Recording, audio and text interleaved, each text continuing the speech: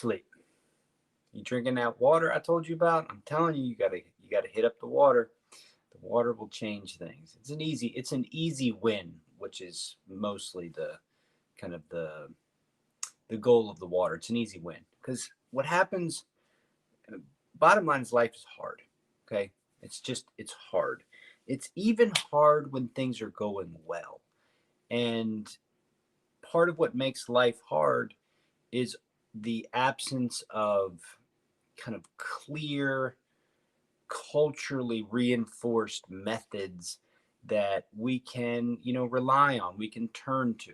A lot of what we pass down in our culture, a lot of what we kind of hold up as useful for members of our culture to manage the hard parts of life, um, there's just not, it's not real clear.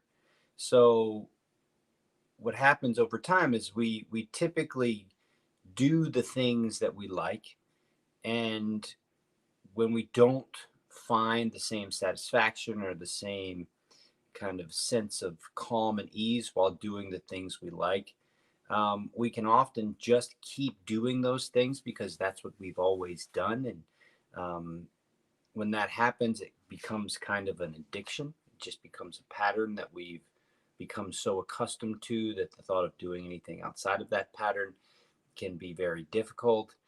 And it's also hard to imagine because, it takes a long time for a pattern to take hold. And because we're aware of that, we're aware that this is what we've always done, et cetera, et cetera. It's very difficult to conceive of the next step or the more evolved version, because we know that it's going to take time. And it's I interact with kind of the realities around anxiety and depression and PTSD. And one of the things that I'll come across is, if you take this medicine, which in kind of the armor down canon of understanding, it's kind of a hard power. It impacts your soft powers, but taking medicine is a hard power. Is that it often takes 4 to 6 weeks for the medicine to kick in, right? So if you dedicated 20 minutes a day for 4 to 6 weeks to a mindfulness practice, you could arguably get a similar um, a similar advantage over your anxieties using mindfulness. And you wouldn't have to take a pill. Now, I'm not saying anything's wrong with taking pills. They're really, really helpful, and I support the use of them. I've used them myself. It's really, really great. But the thing is, you can't build off of taking the pill. You can't build off of taking Lexapro and Zoloft. You can rely on Lexapro and Zoloft, but you can't build off of it. With mindfulness, you can really build. So I want to go over the four bells, because this idea, right? So mindfulness equals the awareness of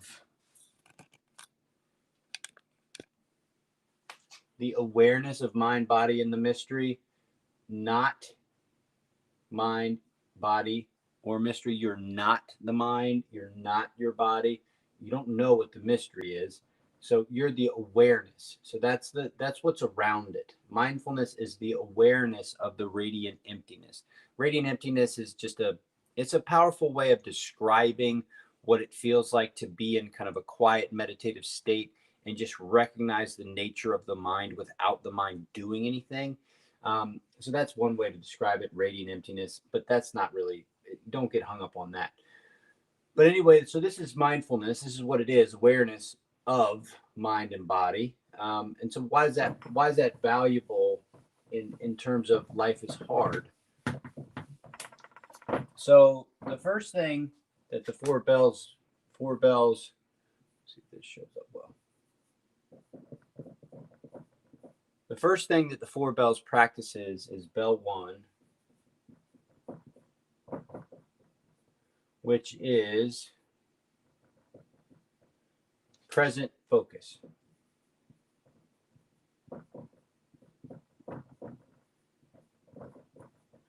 And that's the senses.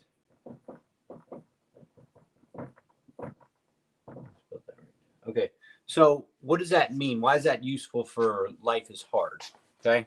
So what does it matter that you practice paying attention to the present moment?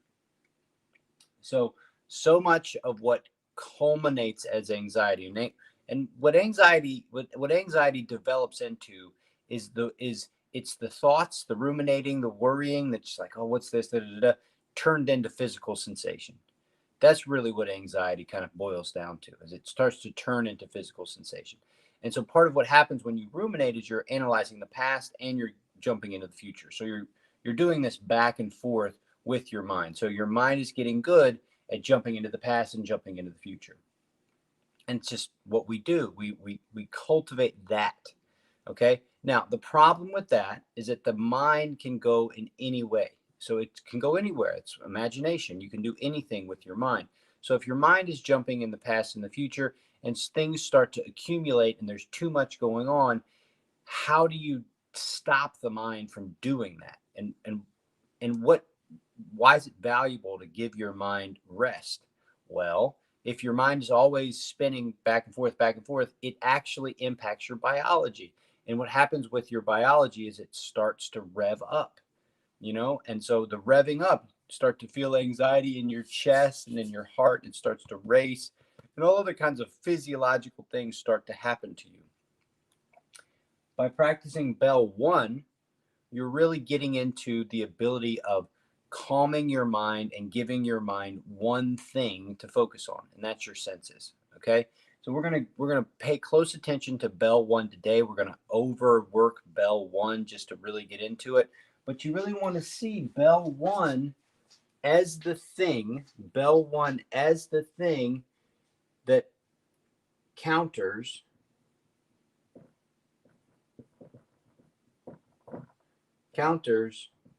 the mind jumping around.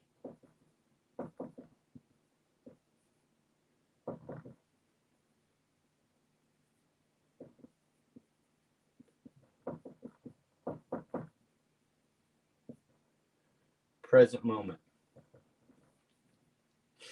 So you practice, you think about how much time you spend, right? So time spent. See if this shows up. So time spent. Okay. Imagine if you spend, 90%. Imagine if you spent 90% of your thinking in past future.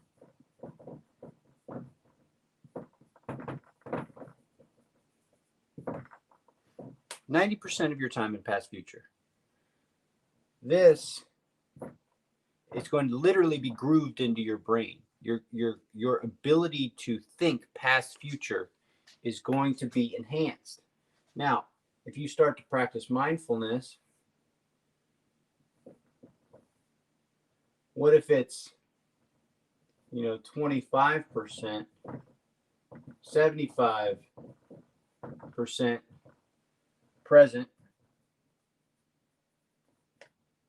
and then past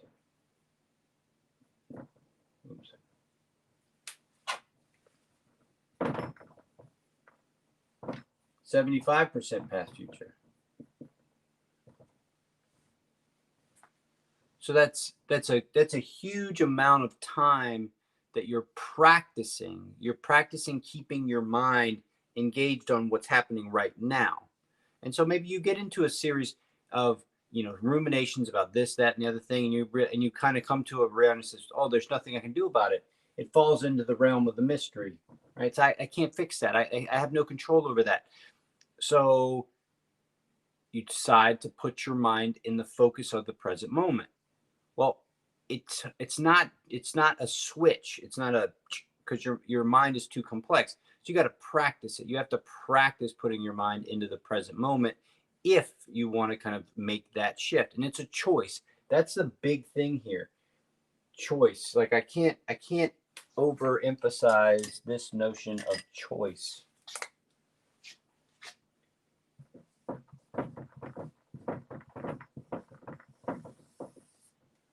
How many people do you know that think about their situation as I don't have any choice. I can't help it. This is the way it is. This is the way I am. That's that story.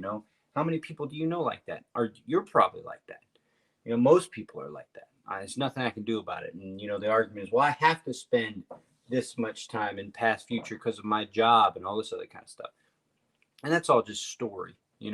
But that's where Bell One comes in. That's why Bell One is such a valuable thing. So anyway, we'll cut the lecture off and we'll get to the practice. I've kind of moved my stuff around to make room for this. So let's see how this goes. Yesterday was a disaster getting all this set up. So hopefully today will be a little bit better. Come over here. Set this right there. And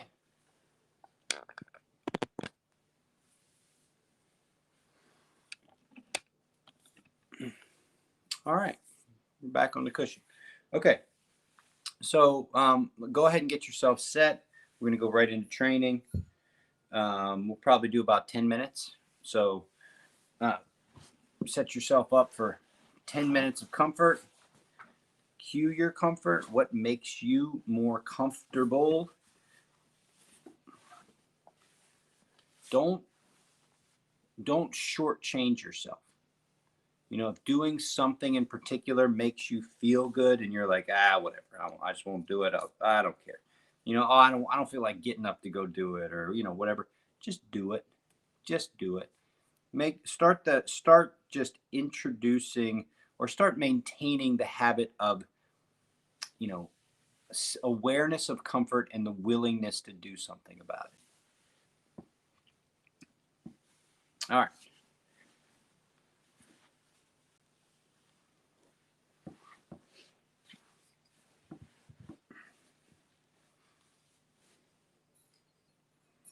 Okay, let's go first bell.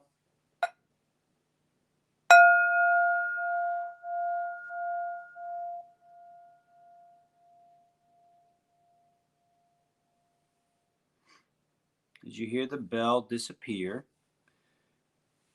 focus on what's around you in terms of light and shadow, sound, smell, taste, and touch. What jumps out? Curiosity tames the mind every time. And so, one way to just kind of trigger bell one is just to open your mind to curiosity. And you can literally ask your mind questions like you would a little kid. Hey mind, what do you hear? And the mind will literally be kind of engaged with, I don't know, let me look. Now, I'm telling you, think of it like a kid. I do this with my children all the time. Hey, did you notice this? Really young kids too. And it works every time because they're like, oh, I don't know, what. So you kind of be like, all right, what's the first thing that pops into your head, mind?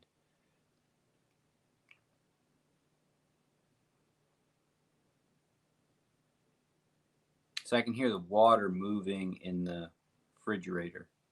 It's little deep, deep, deep, little tiny little drops.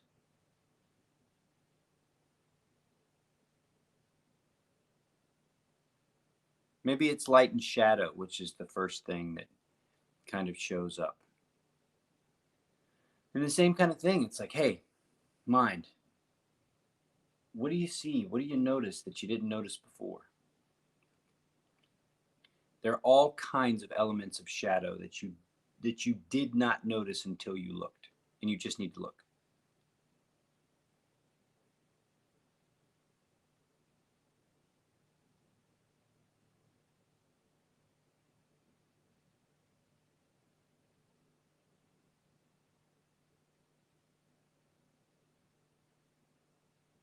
Smell.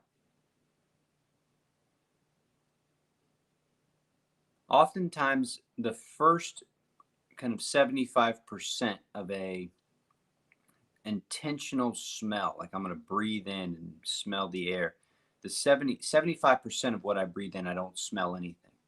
but towards the end of the inhale, I start to notice things that I didn't notice before. And so it takes attention on the whole inhale, the whole process of the inhale to get to smell.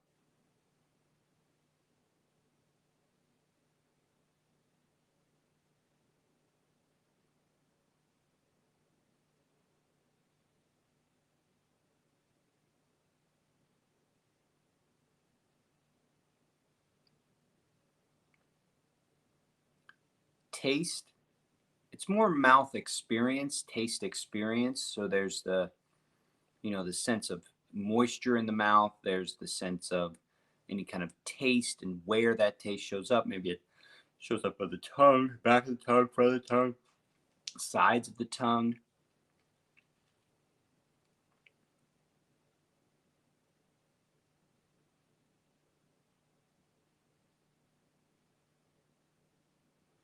Now, one of the things that you can do, and you can do this if at the beginning, or you can, do this now, but if you close your eyes, if you decide to close your eyes, you can create an environment of kind of larger impacts to things like sound and touch. So if you close your eyes and try to hear what's around you, there might be an opportunity to hear a little bit more fully, a little bit more deeply, a little bit more spacious. So your kind of the region of sound can be a little bit bigger than usual.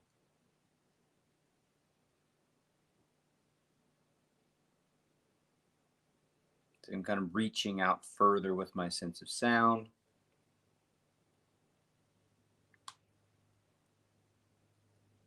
And then noticing just air breeze on my arms.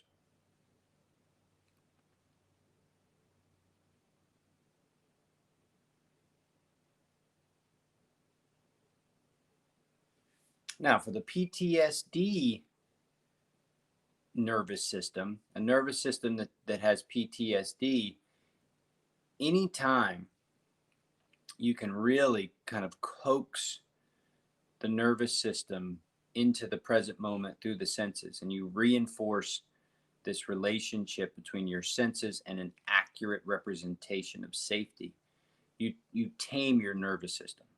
Your nervous system begins to trust a little bit more what it's feeling, as opposed to just emphasizing the story, because your story can impact your nervous system. Your nervous system may be in a a happy place, but the story is in a dark place, and so it'll kind of suck the nervous system into the dark place.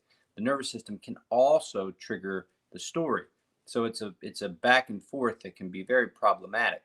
Now, what you do when you interact with First Bell is you tame the mind, and you start to kind of show the mind over and over and over again, hey, what you're experiencing right now is what's happening right now, and you can trust that this is safe.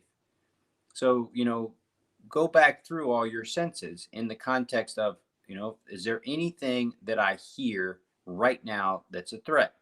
And if the answer is no, say no in your head. Is there anything that shows up in my senses, sight, sound, taste, touch, smell, that triggers any notion that where I am is unsafe? And if the answer is no, say no in your head. You can actually talk. You can talk to your PTSD. You can say, look, PTSD, there's nothing right now that is a threat. Nothing.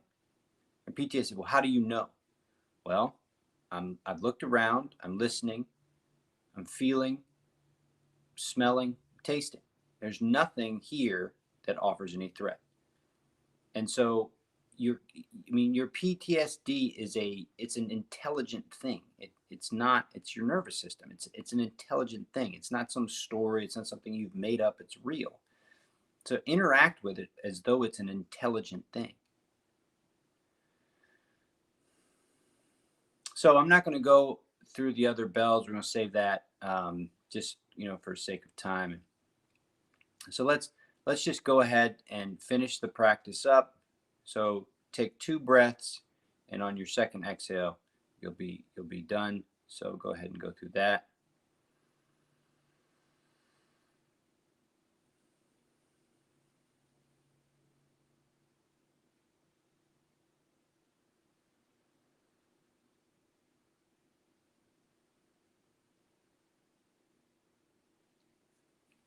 And so today, try to emphasize present tense awareness.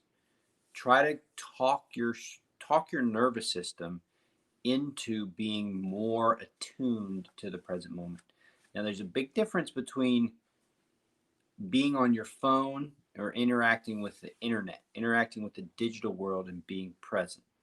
The big difference is that that's every time you're scrolling, every time you're interacting with digital content, you're interacting with the expectation of being stimulated. The problem with the expectation of being stimulated is that you're not present. You are engaged with the potential for stimulation. It's an addictive relationship. It's the type of relationship that causes. It's the same kind of spectrum as addiction, and they've made it that way. If you've seen, I don't know what's that next Netflix movie about social media. I don't know what it is, what it's called, but they've made it to be addicting, and it is addicting for a couple reasons. Partly is because it's made that way, but also because it's awesome. It's awesome. Like, what do you want to do? It's the social dilemma is what it's called.